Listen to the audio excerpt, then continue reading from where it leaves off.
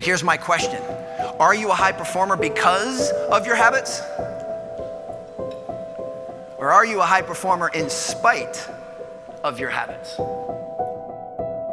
If you're willing to build those small behaviors and layer 1% improvements on top of each other, they will compound and multiply. The same way that money multiplies through compound interest, the effects of your habits multiply as you repeat them over time. And that can be true for you or against you. If you were to make a list of all of the things that you do every single day of your life, what percentage of those things are helping you and what percentage of those things are hindering you? I mean, if you literally write down the things you do every single day of your life, what percentage of those things are taking you closer to the person that you're trying to become? And what percentage of those things are holding you back and weighing you down like an anchor? Here's your first actionable takeaway, and I promise you, if you make the time this coming weekend to sit down and do this with some honesty, some vulnerability, and a little bit of courage, it is an absolute game changer. Here's how you'll do it. You'll take out a piece of paper and you're gonna draw a vertical line down the middle. On the left side, I want you to come up with an exhaustive list of the things that you know fill your bucket.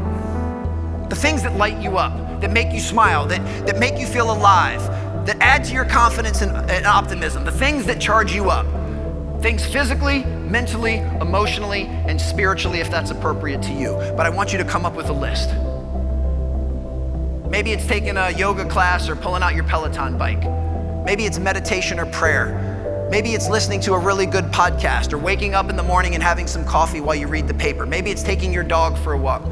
Whatever it may be, but the things that nourish your soul, make you feel alive and fill your bucket, I want you to come up with a list on the left side of the paper.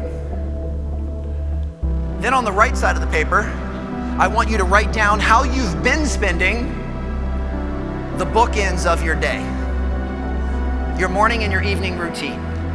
What do you typically do in the first 60 minutes after you wake up? And what do you typically do in the 60 minutes before you go to bed?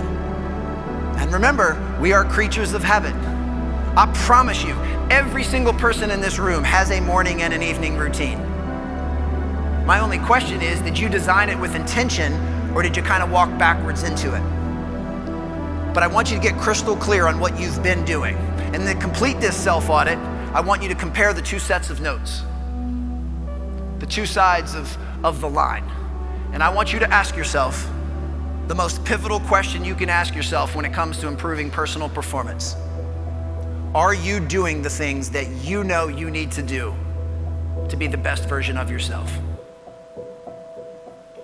Are you doing the things you know you need to do to be the best version of yourself?